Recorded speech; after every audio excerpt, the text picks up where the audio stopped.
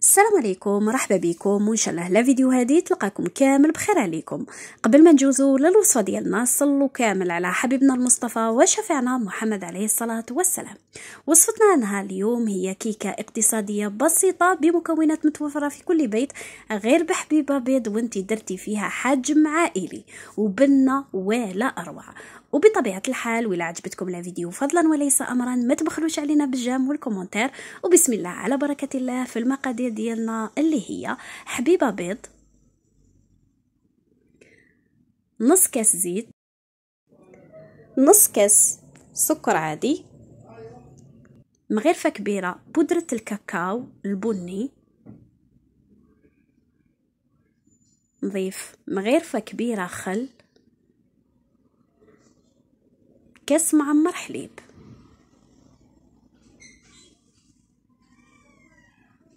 وهنا بالفوي نحاول ندوب بالسكر تاعي كامل حتى يتخلط كامل مع المكونات، وبطبيعة الحال مغرفة صغيرة لافاني عفوا. قلت لكم نحاول ندوب السكر وهذا الكاكاو حتى يتخلطوا كامل مع بعضهم.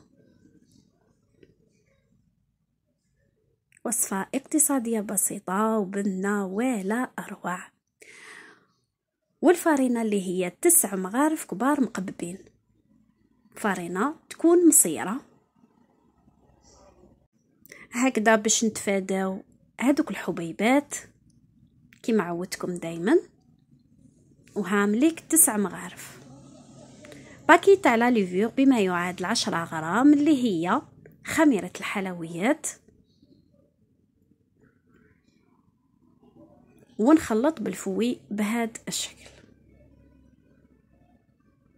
نحاول نخلطه بيا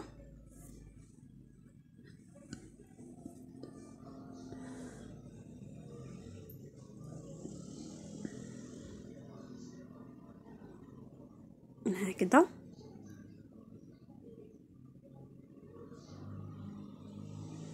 لمحبي نكهة الشوكولا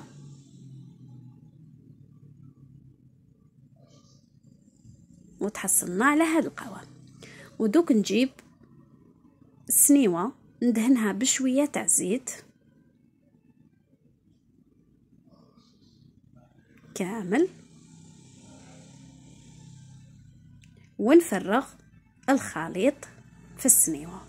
هنا بالنسبة للسنيوة حبيت نقول لكم ولا حبيتوها تجيكم عالية ديروها في سنيوة تكون صغيرة، ولا حبيتوها تجيكم رقيقة شوية ديروها في سنيوة تكون 20×30. ونخبط بهذا الشكل عفوا. وندي الكيكة تاعي على فرن مسخن مسبقا على درجة 180 درجة حتى الطيب. ندخلوا فيها كيردون ونشوفوا ولا نشفت، يعني معناها راهي طابت. وهنا بالنسبة للكريمة اللي هي الطبقة الثانية اللي تجي فوق الكيكة تاعنا اللي هي 2 كيسان تاع حليب، مغرفة صغيرة لافاني،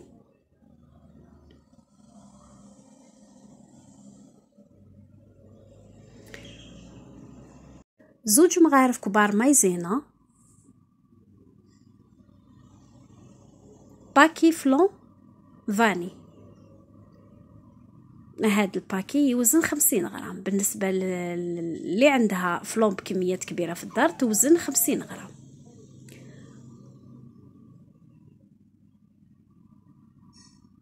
ونخلط هاد الخليط بارد في بارد بالفوي حتى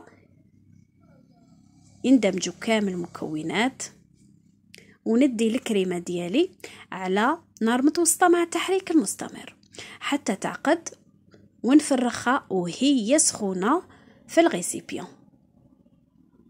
وكما لاحظتوا الكريمه اللي حضرناها بلا سكر بما انه فيها الفلون هكا باش تجي معتدله الحلاوه.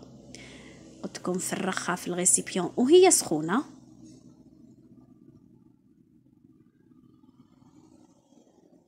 حتى الكريمه اقتصاديه.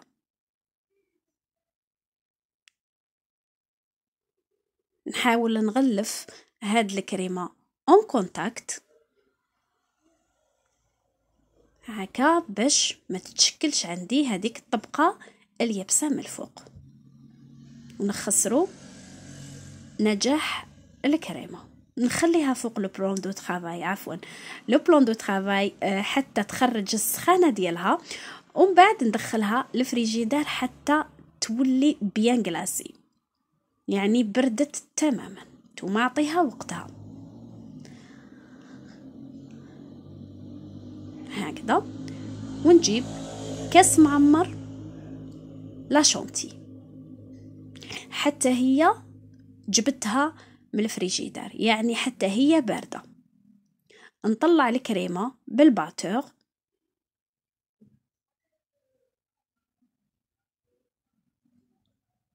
حتى يتضاعف الحجم ديالها وتولي كومين موس.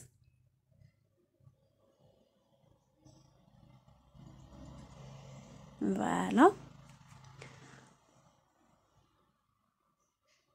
انا هنا نطلعها ونحطها في الفريجيدار تبرد، ونجوزو للسيرو اللي هو كاس معمر ماء، 3 مغارف سكر ولا 2، هذا يولي حسب الرغبه، تقدروا ديروا 2 كما انكم تقدروا ديروا 3، انا درت غير 2 هكا باش تجي معتدله الحلاوه حتى للناس اللي ما يحبوش الحلاوه بزاف. وهنايا بعد ما بردت الكيكه ديالي اسقيتها بهذيك الشربات اللي حطيتها على النار، غلات حوالي 3 دقائق. قلت لكم الكيكه تكون بارده. وهاي ليك الكريمه اللي حطيتها في الفريجيدار هي تاني كانت بارده، نيت عليها كامل على الكيكه ديالنا. فوالا وعطيتها لمسه خاصه هكا بالزيكزاك، كما تقدروا انكم ديروها سامبل. ونجوزو للطبقة الثالثة اللي هي طبقة صوص كراميل منزلي اقتصادي بسيط، اللي هي في مقلة نحطو فيها كاس معمر تاع السكر، نخليه يتكراميليزا فوق نار تحت المتوسط، يعني هادئة حتى تذوب كامل. وهنايا عمرت كاس معمر تاع ما، ضفت له مغرفة كبيرة مايزينا، ويلا خلطوا بكل سرعة وتتحصلوا على هاد الصلصة، يعني 3 طبقات بمقادير بسيطة وسهلة هكذا. وهي سخونة هذيك الكراميل